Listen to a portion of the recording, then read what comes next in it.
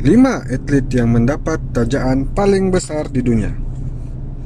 Kelima, Kobe Bryant ditaja oleh Nike. Pada November 2015, kira-kira 5 bulan sebelum persaraannya, Forbes melaporkan bahawa Kobe Bryant telah memperoleh sejumlah RM2.85 bilion sepanjang karirnya. Kira-kira RM1.46 bilion daripada jumlah tersebut diperoleh daripada perjanjian tajaan dengan syarikat-syarikat seperti Mercedes-Benz, McDonald, Sprite, Nintendo dan Sony.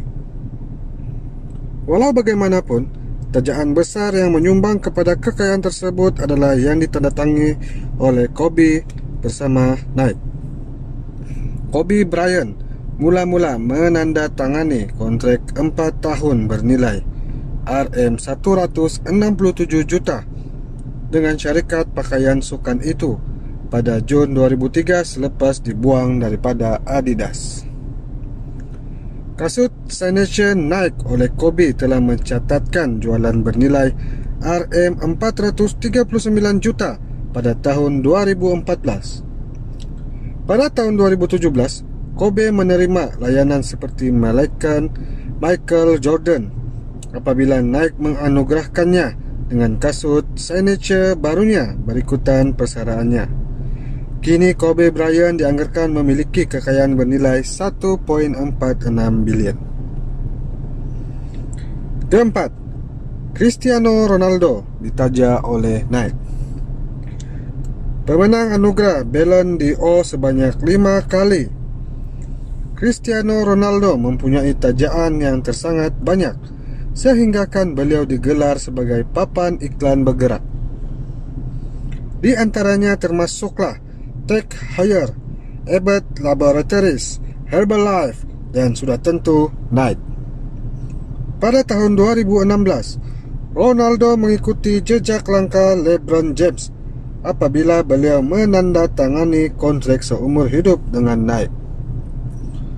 Sebelum menandatangani perjanjian baru ini, Ronaldo mula-mula menandatangani dengan Nike pada tahun 2003 dan mengembangkan koleksi termasuk kasut untuk lelaki, wanita dan kanak-kanak. Kasut signature-nya Nike Mercurial Superfly VFG kini dijual dengan harga RM1.200 di laman web syarikat itu. Dinamakan sebagai atlet dengan pendapatan paling tinggi pada tahun 2017 oleh Forbes, Cristiano Ronaldo mempunyai kekayaan bernilai 1.9 bilion. Ketiga, David Beckham ditaja oleh Adidas.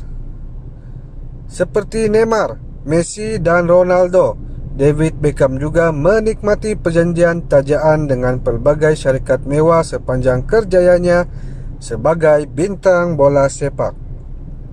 Sebagai contoh, David Beckham memperolehi RM89.8 juta sebagai duta Global Armani dari tahun 2008 hingga 2011. Bersara dari bola sepak profesional sejak tahun 2013, Beckham terus menikmati tajaan dengan Breitling dan Diageo serta beberapa yang lain.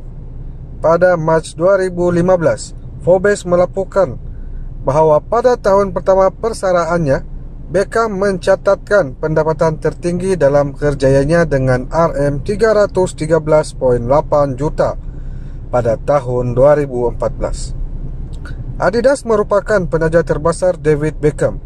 Beliau menandatangani perjanjian seumur hidup dengan syarikat gergasi ini bernilai RM672.8 juta pada tahun 2003. Kini kekayaan David Beckham dianggarkan bernilai 1.88 bilion.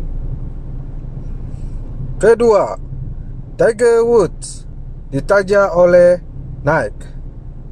Pemain golf yang menikmati lonjakan hebat pada tahun 90-an telah mengalami penurunan pendapatan umum dalam beberapa tahun kebelakangan ini. Pada tahun 2009, jenama Woods dan juga prestasi Tiger Woods mengalami kemerosotan teruk apabila pendedahan dilakukan berkenaan kecurangan terhadap istrinya ketika itu, Eleanor DeGrand, dengan beberapa orang wanita. Akibat daripada skandal tersebut, Tiger Woods kehilangan beberapa tajaan yang besar, termasuk AT&T, Gatorade, dan Buick. Walau bagaimanapun, pemain golf itu meneruskan perjanjiannya dengan Nike.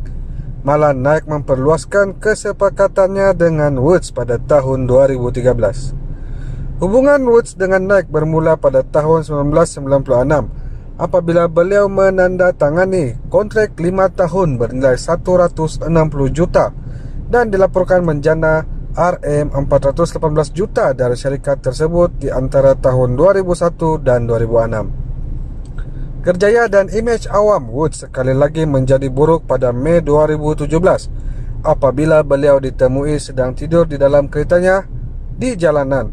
Walaupun tiada alkohol dalam badannya, percakapan Woods agak tidak jelas dan beliau gagal dalam ujian mabuk. Ketika ini Tiger Woods mempunyai anggaran kekayaan bernilai Rm3.1 bilion. Yang pertama, Michael Jordan ditaja oleh Nike.